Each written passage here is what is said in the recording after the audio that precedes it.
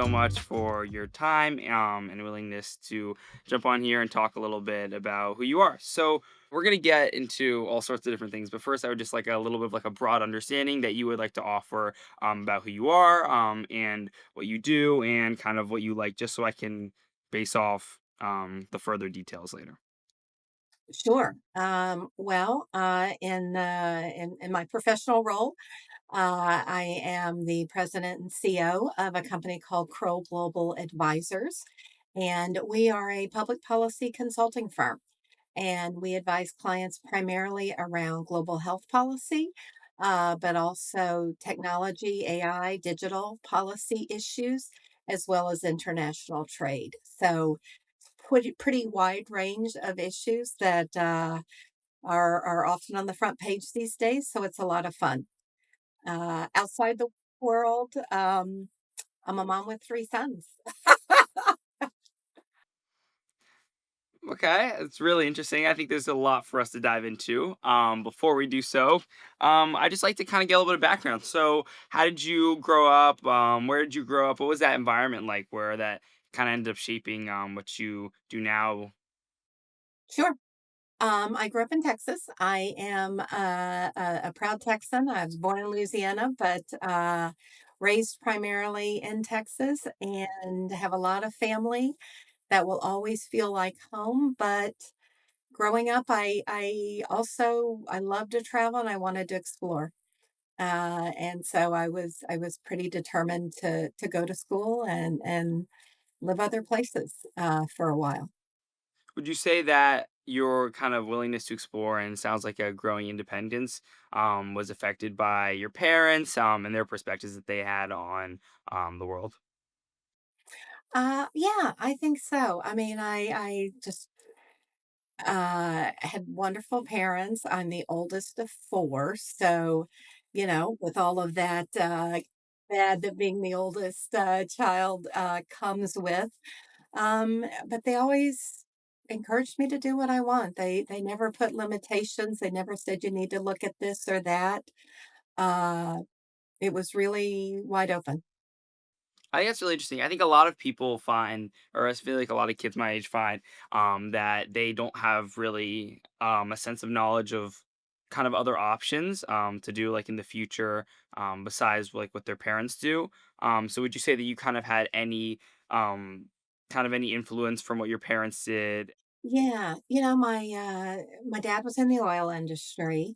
My mom was a teacher, and those are really interesting careers, but it didn't appeal to me. So unlike somebody who maybe both parents were doctors and they knew that was what they were interested in, I was kind of the opposite.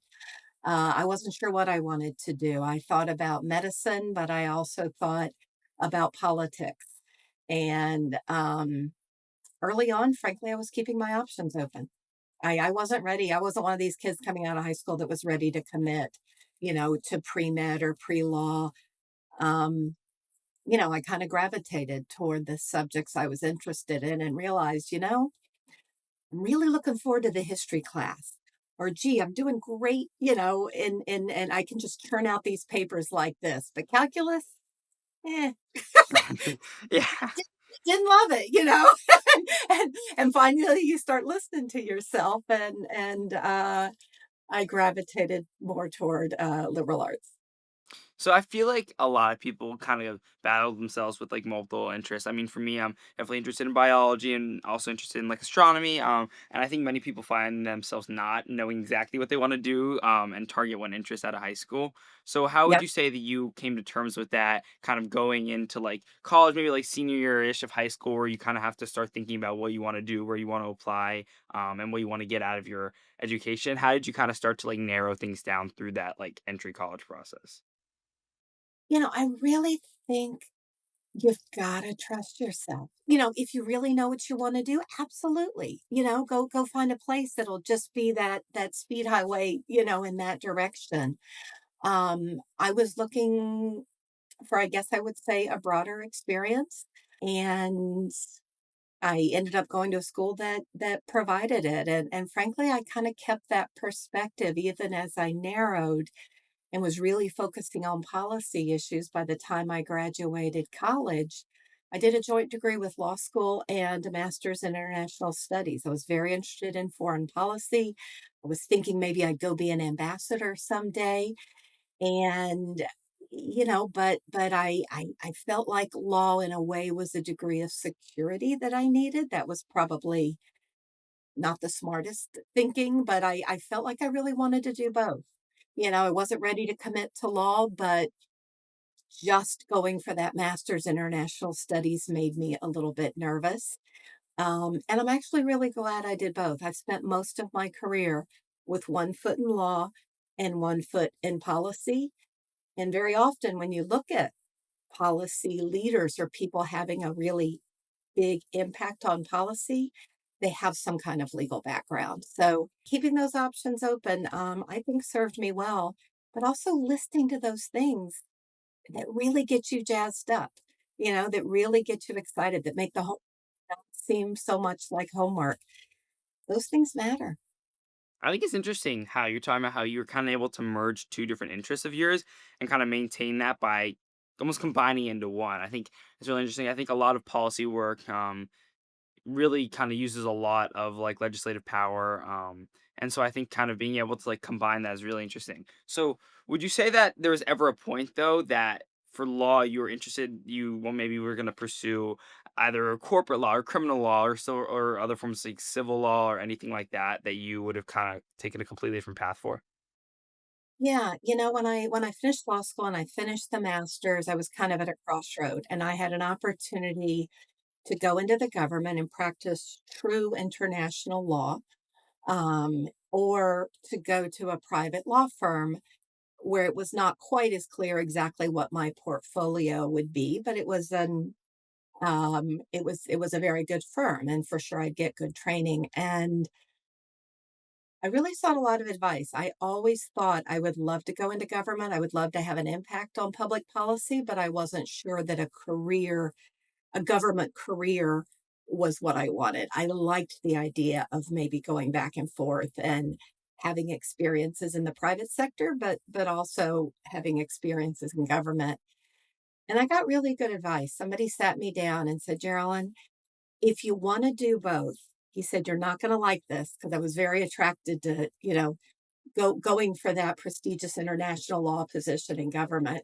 He said, start private. And I don't know if that's the right advice for everyone, but he said, you go into government straight out of school, and in 4 years, maybe you're the world's greatest expert on the Nuclear Nonproliferation Treaty, for example. Who needs to know that in the private sector?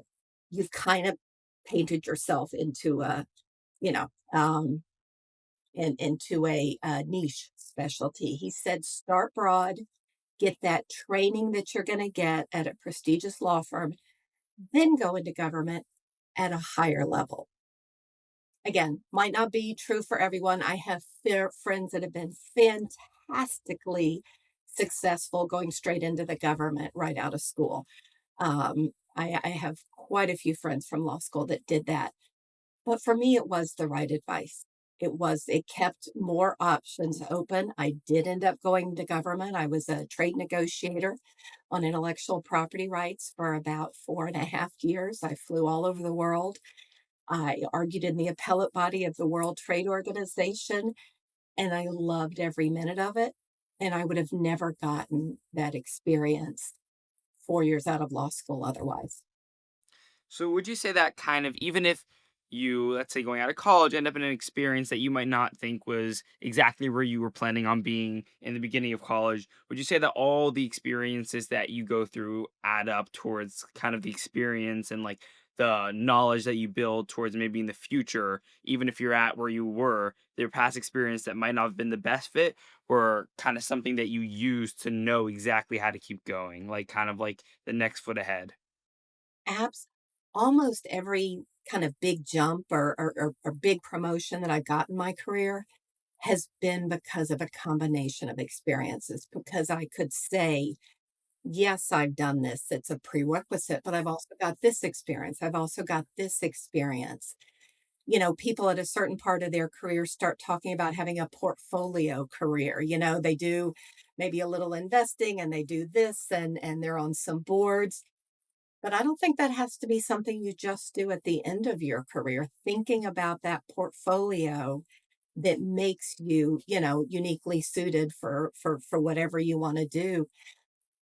So there's always something you're going to learn. I did some god awful assignments that I just hated, in a couple of my jobs. But having done that, you know, you come out and you do learn something from it. If nothing else, I will never get put in that position again, and that is absolutely not an area I'm interested in. Yeah. But I've also been asked to do some things that I thought, no way. And it ended up being fabulous. So, what advice would you give to someone who feels like they're kind of stuck in a position they might not want to be in, but they don't know if this is something that kind of in the future might give them a little nudge towards some of their goals? So I'd say a couple things. Number one, you got to make sure you've given it a real chance. You're 6 months into a job, it's not turning out the way you thought. You may know, you know what? Nothing of this lines up. Fine. Time to jump. Take the chance. You don't need to waste time for 2 years. On the other hand, you got to be honest with yourself and say, am I learning? I may not be enjoying it every minute, but am I learning? And I don't want to be the kind of person that jumps every 6 months when things aren't necessarily going my way. So, it's a balance. But I think that you've got to know how to strike that balance between cold hard realism and optimism. Oh, I can do anything, it'll get better. But you really look at where the cards are, and you've got to strike that balance. I had the misfortune about 10 years ago of being in a catastrophic train accident. Um, I was nearly killed. In fact, my family was informed that I likely would not survive very long. I was on total disability for 2.5 years, a massive break in my career. And when you're hurt as badly as I was, it's not just like I stepped off for a while. I mean, I was truly out. I was not keeping up on news or calling into meetings or, staying informed. I was really out of the workforce and just trying to survive and recover my life for 2.5 years. And it really makes you think, when I was well enough to think about going back into the work world, a lot of my friends say, what are you thinking? Why are you going back to corporate life? After all you've been through, at the time, I was a senior vice president at a major company. They said, you succeeded. What are you doing? And it did make me think. And I worked in healthcare at the time. I worked in health policy. And I said, I believe in what we're doing. I truly believe in what we're doing. And if there's one tiny silver lining that came from this awful accident that killed 8 people, that nearly destroyed my family, it's my determination to hang on to that perspective.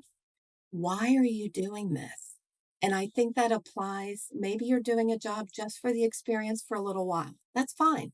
That's valid. For me, it was like, okay, I'm 20 years into my career.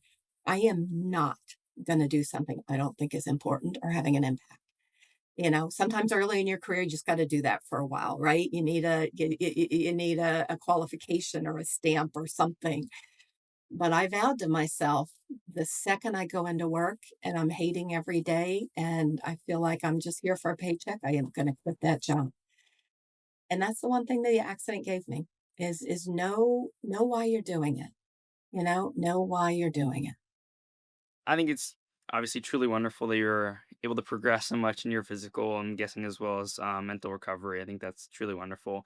And I think it's also kind of wonderful this advice you were able to give, that you kind of were able to unravel about doing something that you're passionate about, even if it might not meet some of, I mean, your like economical goals or whatever, but just remembering that whatever you're doing, you should still kind of have some drive and interest for it. That whenever you go and you're doing whether it's working on a project or something of that nature, that you know in the back of your mind like your purpose to why you are like contributing to that to Exactly. whatever And that it is. Yeah, sounds kind of corny, but it really is true. If you don't have that broader perspective about why you're doing it, it's only going to go so far. It's only going to go so far. I think that's the anchor in a way of your career and ultimately feeling fulfilled is that why.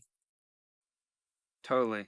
So I think this is kind of a really good place to kind of shift and now talk about what you're passionate about, and just give a little more detail about what you do currently. And you can even, if you want to, give a little bit about like kind of a little bit like brief about how you got to where you are, what like the points that you were able to get to. But we're just kind of really honing in on what you're passionate about now, and what you currently do on a day-to-day basis.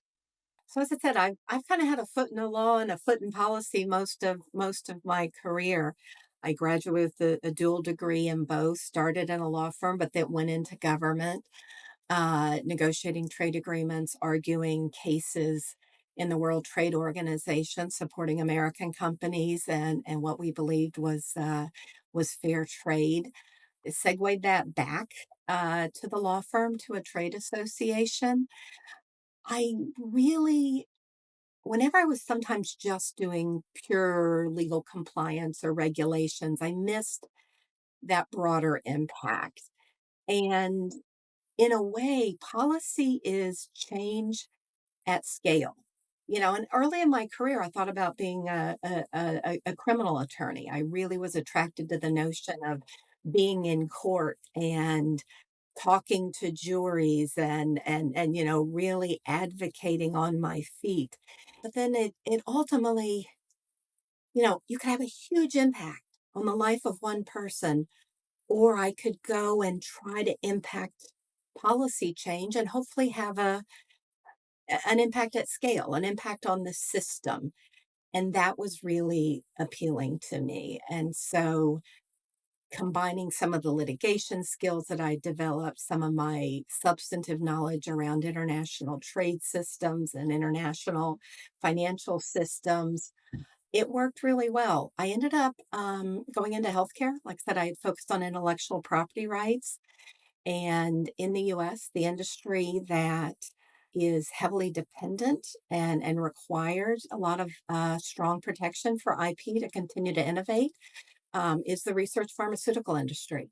And I really believe strongly in the potential for breakthroughs in medical care.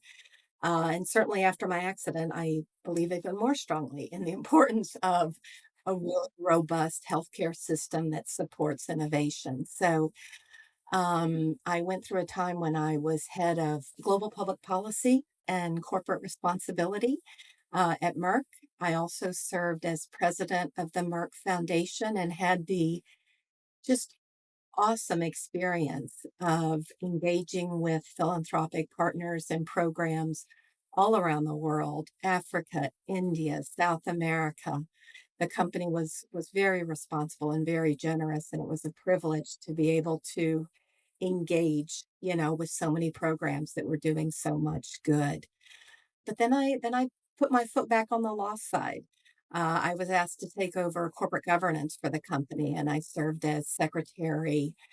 Corporate secretary is sort of the chief corporate governance officer. And in a public company, that means you're engaging with your shareholders, you're engaging a lot with the board of directors, and obviously with management and investors. And so I was in charge of our public reporting. I was in charge of a lot of risk management, and I learned so much about how public companies really are governed and operate. And that was all new to me. When Merck spun off its women's health into a whole new separate company, that was so exciting to me because, again, it was a brand new thing. And I went to the CEO and I said to him, look, I don't know if this spinoff's going to happen, but if it does, I'm telling you right now, I want to be a part of it. And it was just sort of leaning in and saying, I just want you to know my interest. And now might not be the time, and maybe I'm not the right exact person you need, but I want you to know that I think I can help and that I'm really interested and I'll give it my all. and it worked out. We built a brand new when we spun out S&P 500 company. We got to ring the opening bell on the New York Stock Exchange when we went public, dedicated to innovation in women's health, which gets me really charged up. So, it's been a path. It's been a path, a lot of policy, but with some serious legal background around corporate governance, and regulation around public companies and philanthropy.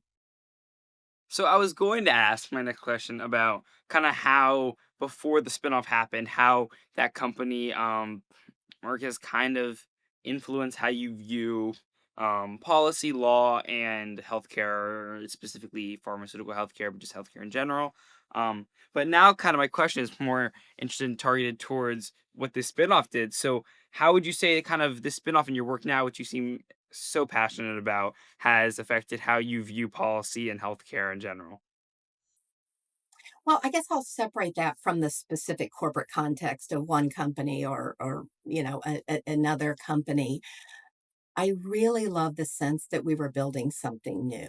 Like our mandate was not just to build a mini Merck, if you will. Our mandate was something new with this portfolio of products that um, didn't exist before. That we were going to have a new focus on this particular portfolio.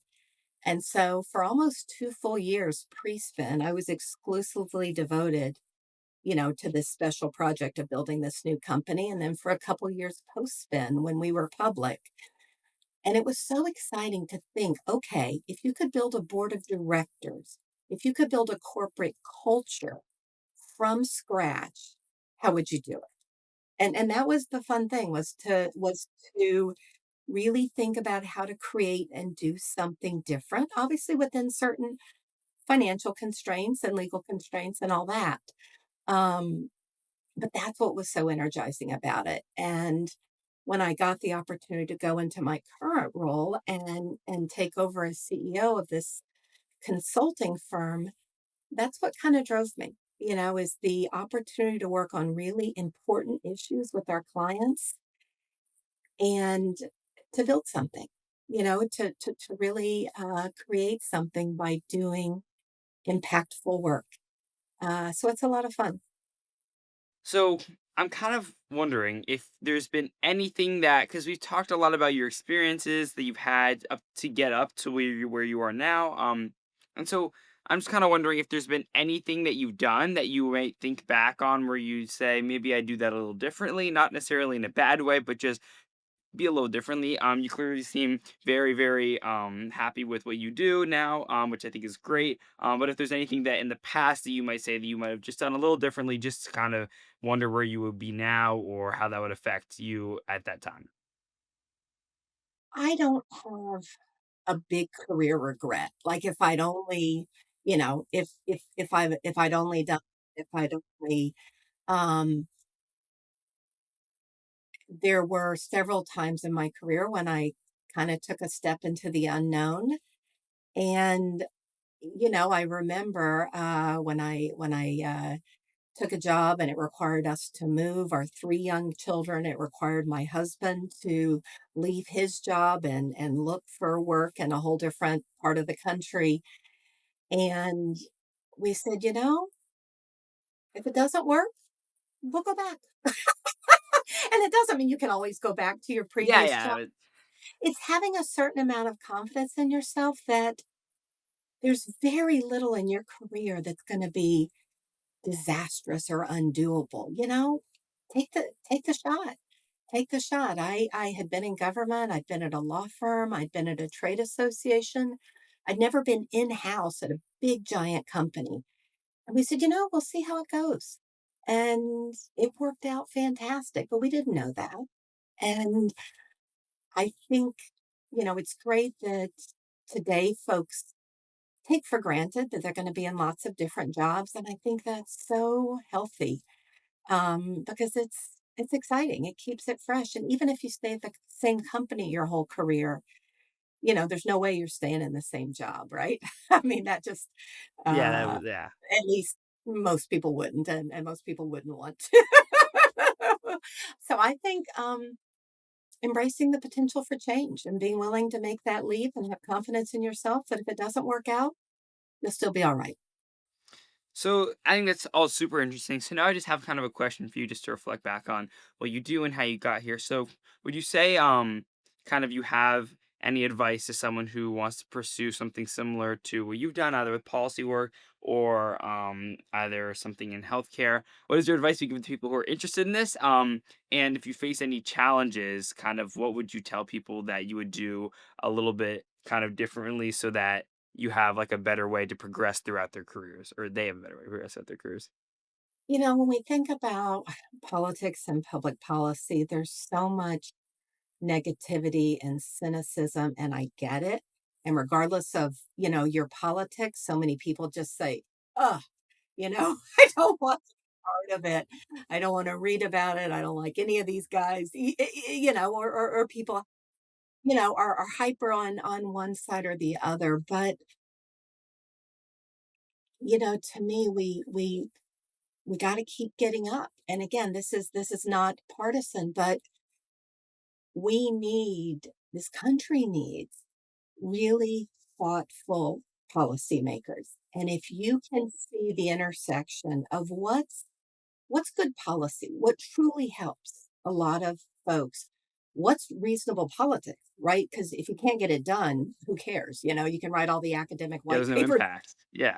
Yeah, it's hypothetical. So if you can come up with good policy that also marries up with potential politics, as well as sustainable business, because I truly believe the private sector is one of the real engines that makes policy sustainable. If it's all just imposed by the government, you know, it's not nearly as sustainable. So don't I would urge folks not to give up and be cynical and write off government service or write off political engagement as something that only hyper partisans would do.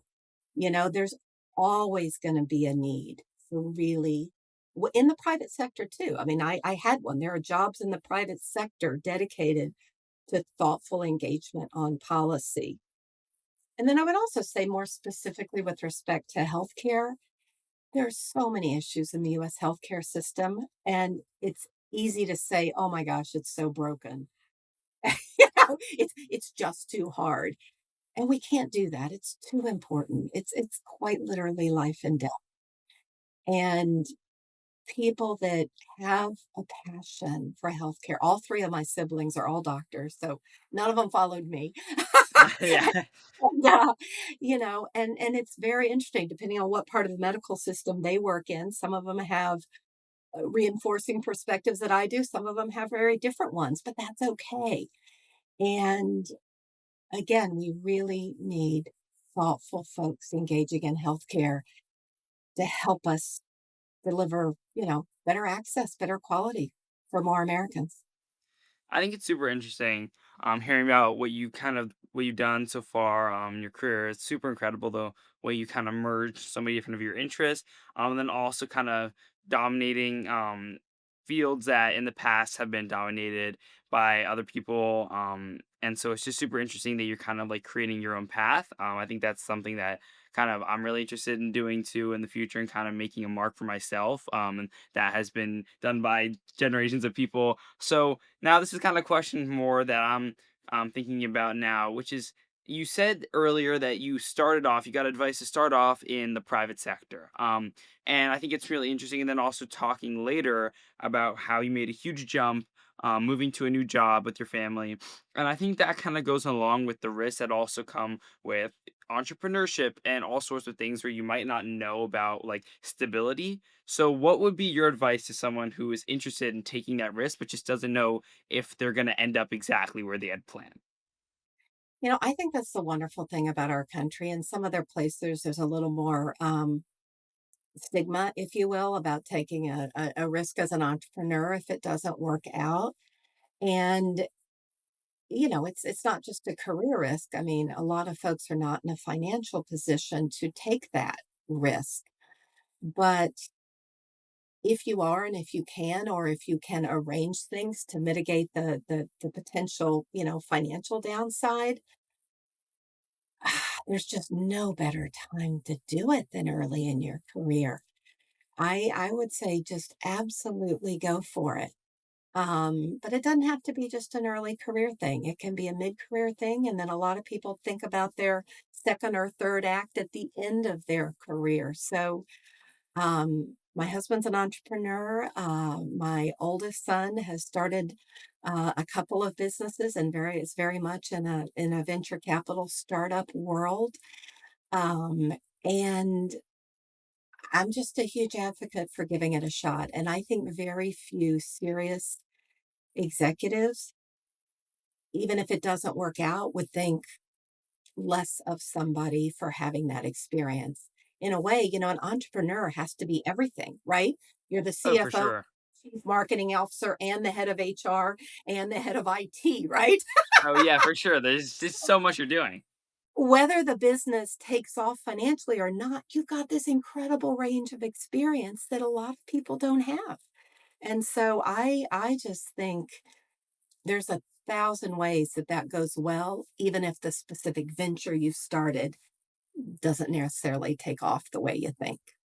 I think there's a balance between kind of the work you do and the job security you have, but also kind of the risk that that comes with. And then those two kind of weigh into like what you end up doing and like how that job has an impact on you.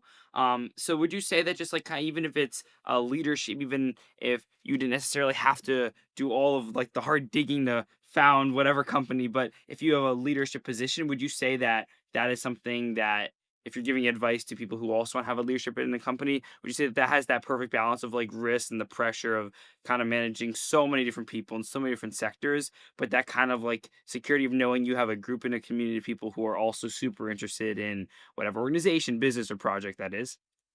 Yeah, absolutely. It's a balance. And there are times in my career I took risks and other times where I said, I can't right now. Sometimes for personal reasons or family reasons, it wasn't the right time. And so I'm being very gung ho about saying, go for it. But let's not pretend that it's always the right time. Sometimes it's not. Um, and your risk tolerance will vary over the course of your career. And that's great. That's fine. That's as it should be. There may be times where you say, you know what, not loving this right now, but I'm getting good experience and it's what I need to do for the next couple years. And then when the Perfect. right and you say, you know what, now, for example, I just became an empty nester. My youngest son just went to college, and that allowed me to take a job in another city, which I wouldn't have done, when all my kids were still in high school. So different life stages, different opportunities. Um, you just be ready to jump on them. That's I think that's a great note for me to end on. That's all my questions. If you have any questions for me, then feel free to ask, and if not, then we can wrap things up. Well, I really salute what you're doing. Like I say, having three sons that have just finished high school or in college, I do appreciate that young adults have a lot of choices and it's a lot of pressure. And I believe in the power of story. I believe in the power of storytelling. I believe from learning from each other. So hats off to you with this podcast and helping to explore various folks' stories. Perfect. Thank you so much, and thank you again for making time for this podcast. Thanks, Andrew.